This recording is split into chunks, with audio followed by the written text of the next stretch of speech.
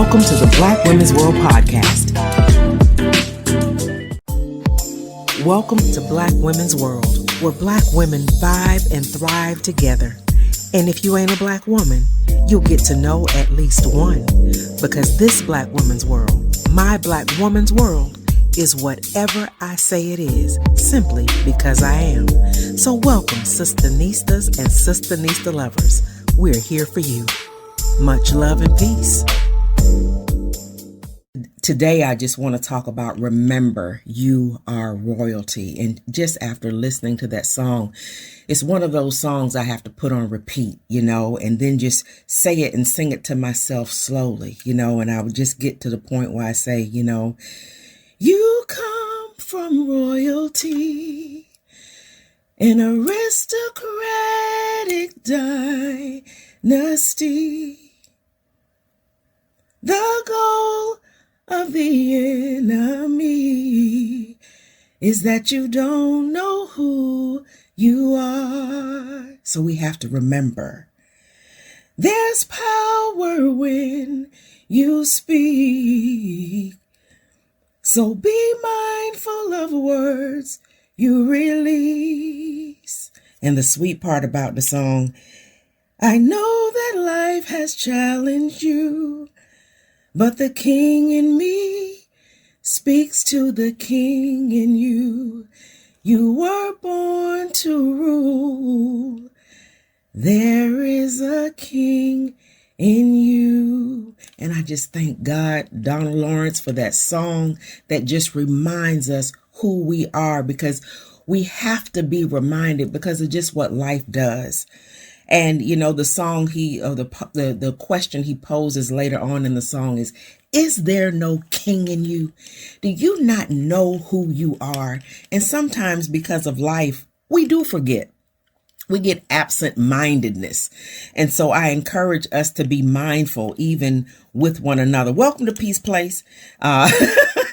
Welcome to Black Women's World Podcast, wherever this goes, wherever you are around the world. And when we talk about kingdom, we're talking about the nature of God. And we also know that God has a feminine side because God is spirit. God is not gender. So we talk about the queendom, and I talk about the Black Women's World queendoms. We are queens and we are kings. We are royalty. And I just want to use today as a reminder of who we are, because life does throw challenges. Life gets to be lifing, and however we look at that. But the questions that we pose and who do you see in 2023? I see royalty. I see kings and queens in him. I know who we are. And if I must give a scripture, I'm going to be 1 Peter 2 verses 1 through 11. But I'm just going to ride on the ones that pertain to this. But one thing I want to pose is, in order for us to realize that we need to be reminded to remember, sometimes we have to be reminded of the things that cause us to forget. And some of the things that cause us to forget, I want to give you 5 things. And I want to give you 5 things to let you know what causes you to forget. And I'm going to give you 5 things to let you know how to remember. So one of the things that causes us to forget, or the need to be reminded at our position of who we are, is because the powers that be and those things and the enemy, the worst enemy we have is the one in between our own 2 ears, because we get to change. We have the power to change the perception and change how we think and how we live and how we move. But one of the ways that the enemy, and we were just going to say that generically, is the first way is change your position and your location. The enemy will change your position and your location. And by doing that, it removes the reminders away from who you are. So your position and your location changes. The other thing, number 2, is to take away your name, your identity. The enemy will begin to call you something outside of what God has called you. And in that name and identity rides your heritage, your family, your lineage, and your legacy. So when your name is taken away, all of that, your heritage, your family, your lineage, and your legacy is taken away with your name. The third thing the enemy does to cause you to forget who you are is it takes away your belief systems. What were you taught to believe? Those things that ground you in the power of who you are. And it tries to change your belief systems to get you to believe a lesser mindset. So you begin to believe in those indoctrinated, those bastardized versions of who you really are, forced upon you. And then the fourth thing is the enemy will cause you to take away your culture. That's your language. How do kings and queens speak? What do you say? In the words of the song, it says, but the king in me speaks to the king in you. So there's power in where you speak. So if the enemy can get you to take away your language, and in the culture of that, your language, your customs, and your foods, all that rides under culture. If I can take away what you eat, if I can change your diet, and I can make you eat things that are lesser, then you're not nourished by who God wants you to be. And then the fifth thing that causes is if I can bind you to busyness. And I'm going to repeat it again because I know I'm talking fast because I'm excited. But number 5 is if the enemy can bind you to busyness. And with busyness comes hard labor and stress. And in that busyness mindset, you get indoctrinated to when doing supersedes everything. You're not this unless you do that. But yet in all the doing and the busyness, it's never enough. So let me repeat, just for the sake of you being able to take away these things that cause you to forget who you are. Number 1, the enemy will change your position and your location.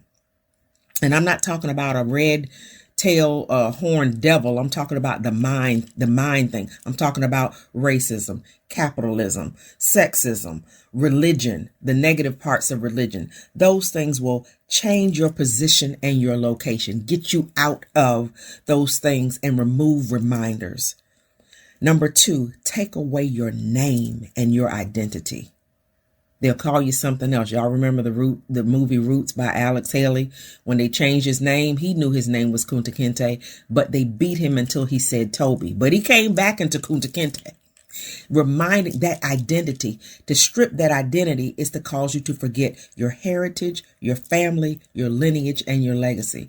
And we as Black people, a lot of that was lost in the first passage, the middle passage, and the third. We forget there was a third passage. We were talking to some people yesterday. The first passage is coming from the land, walking from the land that the African people lived on to the ship. Then the middle passage was actually being on the ship. But the third passage, we forget, is when they were brought to America and other countries, they had to walk to that next destination. I don't care where it was. There was no airplanes and cars. Those slaves were dragged, beaten, and the horrific things that happened on those slave ships. And then they still had to walk to their next destination. That third passage, another level and layer of trauma was there. So those things of taken away from their name, their home, the belief systems, the enemy will take away from you. That was number 3. Number 4 was the culture. Your culture, your language, what was your original language? There's Stephen Words. I remember when the movie Woman King first came out, even before it was viewed, just the previews, you had people talking about it and said, the dummies named the movie Woman King. Why didn't they just call it Queen? Because in the Dahomey language, there was no language for queen. The word queen did not exist. So she was called the woman king. So it's like, you stupid. You don't even research the language. These people did. So there's some things that get lost in translation that cause you to forget who you are, the customs, the things you enjoy to do, and the foods. Your diet is a part of the culture of who you are, what you consume, whether it's your eye gate, your ears, what you listen to, what you hear. When the enemy can shift all of that, you will forget who you are. And then number 5 was bind you to busyness, where you don't even have time to be still and know. You don't even have time to put space in between just taking a breath and remembering who you are. And then the hard labor and the stress. And when you get so caught up in doing, the working and doing, that busyness causes you to forget. You don't even have time to be reminded. And so when I said I wanted to give you 1 Peter 2, chapter 2, verses 1 through 11, for the sake of time, I'm just going to skip down to where I really want you to be anyway. And it says, verse 9 says, but you are a chosen generation, a royal priesthood, a holy nation, his own special people, that you proclaim the praises of him who called you out of darkness into his marvelous light, who were once not a people, but are now a people of God, who had not obtained mercy, but have now obtain mercy. Beloved, as you sojourners and pilgrims, abstain from fleshly lusts which war against you. That's that mentality. People always think lust has to do with sexual appetite. And there's some things we do lust after and those things. But I'm talking about this mentality we have. That's where your war is. You don't wrestle against other people. You're really wrestling against the war in your mind. So verse 12, he says, having to conduct yourselves honorable among the Gentiles, that when they speak against you as evildoers, they may, by your good works, which they observe, glorify God in the day of visitation. So no matter what anybody else says, as long as you remember who you are, you know that they can say anything they want to about you. But let who you remember who God has called you to be, allow them to have to change up their words about what they've said about you. And so not to harp too much on how you forget, I want to know what we are remembering. When we realize who we are and we remember our royalty, there are 5 things that I want you to know that I think are imperative. Number 1 is elementary, but knowing your purpose. And all of them are P's. Knowing your purpose, that's knowing who you are here to be.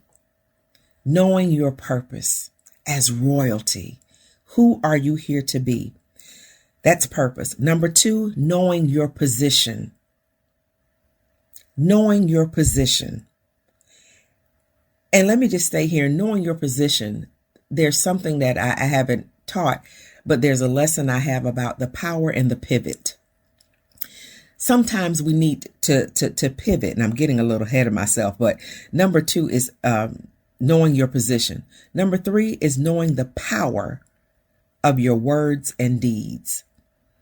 One thing about a king or people of royalty, they are mindful of what they speak because they realize the gravity that their words have.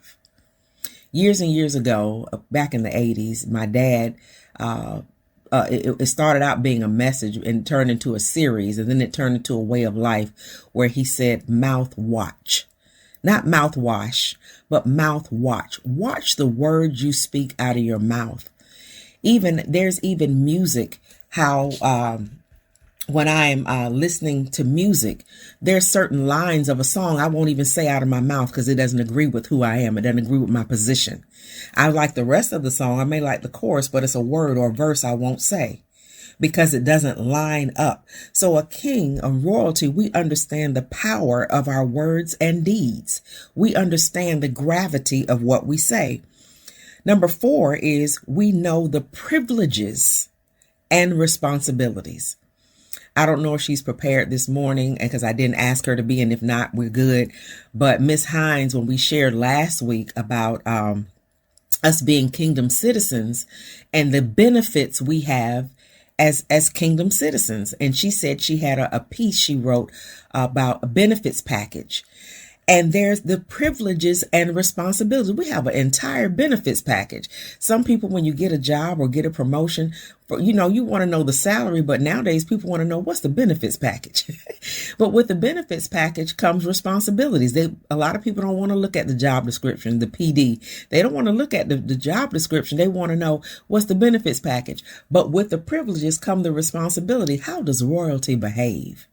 How do we behave in the earth? Can people look at us and see the king's hands, his eyes, ears, mouth, nose? Do we behave like royalty? And then number 5 is knowing how to execute the plan and the pause. And that's why I was going to say the power in the pivot. When the executing the plan, the doing, there's some things we have to do. But then there's power in the pause. I've never played basketball. I like the sport. I mainly like the playoffs. I like the Final Four. I like March Madness when it comes to collegiate games, but never been. And I love sports. Tennis is my favorite, then football, then basketball. I like to watch track, and I appreciate the athleticism and the lengths and the discipline that these people take their bodies, their human body, the things it can do. But when I'm looking at a basketball game, and when they coming down court, especially the person got the ball coming down court, one thing they have, sometimes you have to stop. You cannot just rush the ball down all the time, but sometimes you have to stop. And the power in the pivot is being able to pass, because sometimes you just need to pass to get another position, to get a better position to get to the basket. So sometimes in life, we act like pausing is weakness.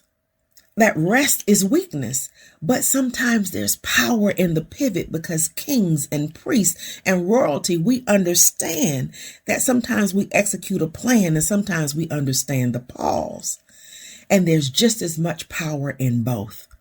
So just in me reminding you to remember you are royalty. In the words of the song, and I'm not going to sing it again, but he says, you come from royalty, an aristocratic dynasty.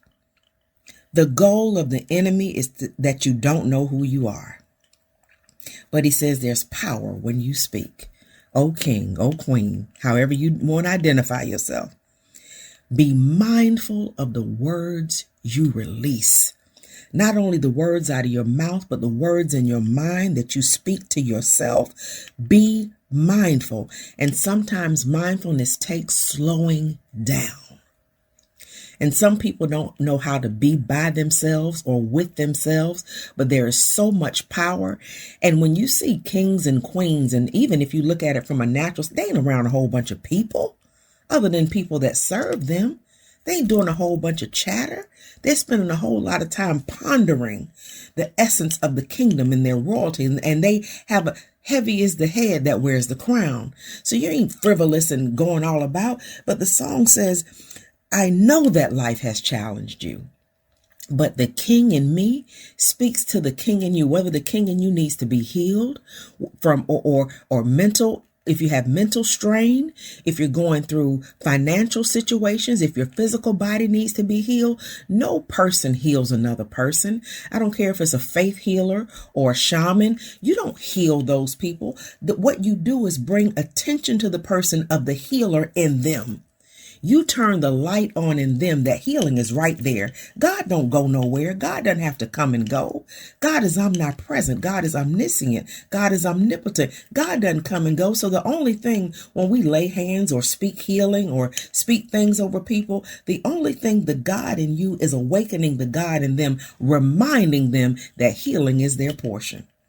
So these are the things that we do. These are the things that we will be reminded. I don't care where you live in the world. I don't care where you live in the country. I don't care what your belief system is. There's just an essence of by right, just for that fact that you were born. You are royalty and you get to rule. And I want to remind you to remember who you are. Remember your royalty. And remember, as a king, and if you want to say a queen, you get to rule. And baby, you get to rule because you got to rule.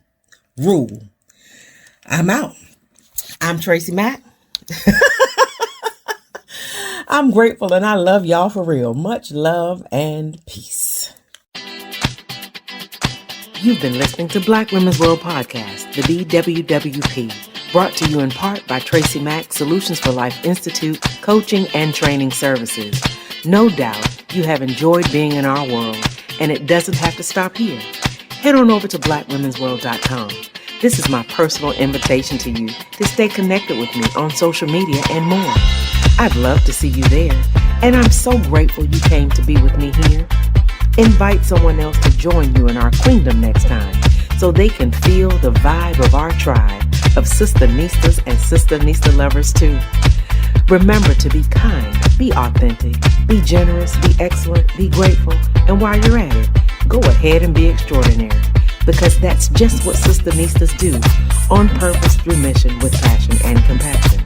It's a Black woman's world, baby, and you, my SistaNista, are proof. I'm your self-discovery companion, your professional peacemaker, and your host, TracyMac. Wherever you are in the world, may you love and be loved by somebody. Peace.